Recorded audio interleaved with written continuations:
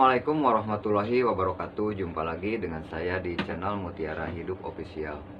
Bismillah, alhamdulillah, wa ala alihi wa sahbihi wa mawalah. Allahumma sholli wa sallim wa barik ala Sayyidina Muhammad wa ala alihi Sayyidina Muhammad. Puji syukur mari kita panjatkan kehadirat Allah Subhanahu wa taala. Shalawat beserta salam semoga selalu tercurah kepada baginda alam, yaitu Kangjeng Nabi besar Muhammad sallallahu alaihi wasallam. Semoga pada kesempatan ini kita semua dirahmati, diberkahi, selalu disehatkan, dan tentunya selalu Allah mudahkan dalam segala urusan, dan Allah limpahkan rezeki kita, rezeki yang banyak, halal dan berkah. Amin ya Allah ya Rabbal alamin. Sebelum melanjutkan ke ceritanya, mohon kepada teman-teman yang belum subscribe, silahkan di subscribe dulu, like dan komennya ditunggu. Dan apabila cerita ini menurut teman-teman bermanfaat, silahkan dibagikan ke teman-teman Anda, agar teman-teman Anda tahu apa yang mereka belum tahu tentang dahsyatnya mengatasi kesulitan dengan doa, teman-teman.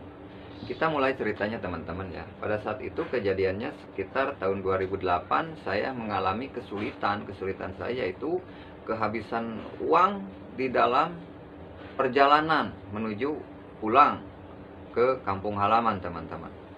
Sementara dari tempat saya kehabisan bensin ke kampung halaman saya itu memerlukan waktu selama 5 jam perjalanan memakai kendaraan motor, teman-teman.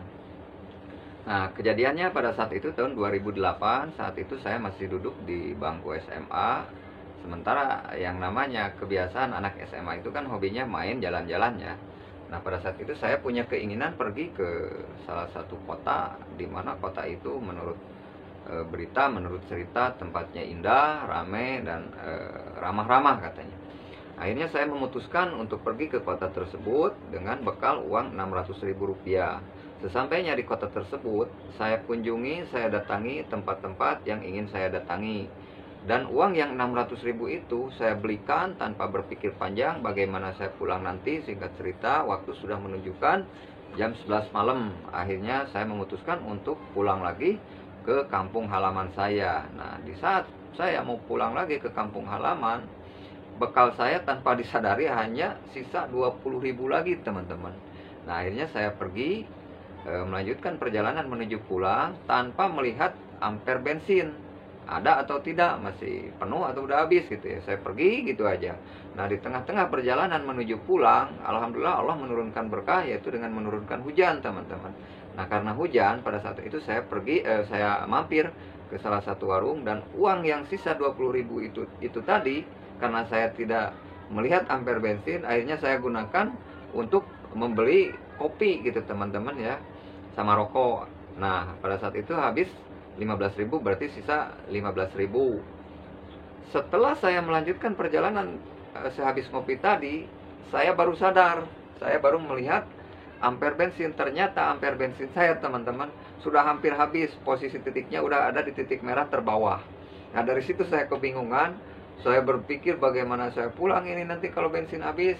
Nah, kebetulan pada saat itu saya belum menunaikan sholat isya. Dan pada saat saya sholat isya, waktu sudah menunjukkan jam 1 malam. Akhirnya saya memutuskan untuk menunaikan sholat isya dulu. Setelah saya sholat isya, lalu saya melanjutkan sholat hajat. Setelah sholat hajat, karena tidak ada cara bagi saya pada saat itu selain saya berdoa kepada Allah. Dan alhamdulillahnya saya dari kecil, orang tua saya selalu menanamkan kepada saya, apabila saya mengalami kesulitan hal apapun, berdoalah terlebih dahulu. Nanti setelah berdoa, insya Allah Allah mudahkan untuk mengatasi kesulitannya, kata orang tua saya. Akhirnya saya sholat hajat. Setelah sholat hajat, saya berdoa membaca surat Al-Waqiah sebanyak 16 kali pada saat itu. Setelah saya membaca surat Al-Waqiah, saya memohon dengan sangat pada saat itu kepada Allah. Saya memohon pertolongan agar saya bisa pulang bagaimanapun caranya. Dan akhirnya saya selesai berdoa. Setelah selesai berdoa, saya keluar dari masjid. Saya mengambil sepeda motor. Teman-teman, pertolongan Allah yang pertama, pas ke depan ada ibu-ibu yang memerlukan bantuan. Saya butuh bantuan, si ibu itu juga butuh bantuan, teman-teman. Bagaimana butuh bantuannya? Dia mau pergi ke pasar. Kebetulan pada saat itu angkutan umum telat, karena itu bukan jalan yang terlalu ramai ya, sehingga angkutan pun nggak ramai gitu ya, angkutan umum pun. Dari situ si ibu-ibu bertanya kepada saya, "Mas mau kemana?" katanya. Saya jawab, "Mau ke kotaan, Bu." "Boleh nggak ibu ikut?" "Boleh Bu," kata saya, "tapi saya tidak menjamin bahwa ibu nyampe ke tempat tujuan ibu. Si ibu itu nanya lagi kepada saya, kenapa, katanya, ini bensin saya udah mau habis bu, kata saya. Nah ibu itu menjawab, ya udah nggak apa-apa mas, sampai mana aja nyampenya, semoga di depan ada angkot, katanya. Ya akhirnya si ibu itu pergi, dan alhamdulillahnya teman-teman, bensin tidak habis sebelum si ibu itu nyampe ke tempat tujuannya. Akhirnya nyampe ke pasar. Nah dari situ si ibu maksa kepada saya memberikan uang 25.000. Nah, karena saya pada saat itu sedang butuh, akhirnya saya ambil dan saya bersyukur kepada Allah Subhanahu wa taala. Alhamdulillah teman-teman, ternyata pertolongan Allah itu datangnya dahsyat. Kalau misalkan kita apabila mendapat kesulitan, larinya kepada Allah dengan sangat berdoa. Nah dari situ saya melanjutkan perjalanan lagi. Uang yang 20.000 itu saya gunakan untuk beli bensin ya, 20.000 lah waktu itu, masih ada sisa 5.000. Nah dari situ alhamdulillah nyampe ke salah satu terminal di kota saya. Nah saya memutuskan untuk istirahat lagi karena saya lapar, belum sarapan gitu ya. Uang yang 5.000 itu saya gunakan untuk beli bubur. Pas di saat saya sedang makan bubur, dari kejauhan terlihat ada kakak saya yang baru turun dari bis. Akhirnya saya panggil, saya merasa gembira gitu pada saat itu. Saya panggil dan akhirnya ketemu sama kakak saya bertanya, dia bilang, mau kemana, katanya, mau pulang, kata saya. Tapi ini bingung, uang saya habis.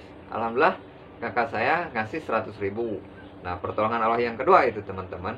Nah dari situ setelah saya dapat uang 100.000 pemberian dari kakak saya, akhirnya saya memutuskan untuk nongkrong dulu. Karena tahulah kebiasaan anak SMA kan hobinya nongkrong gitu ya.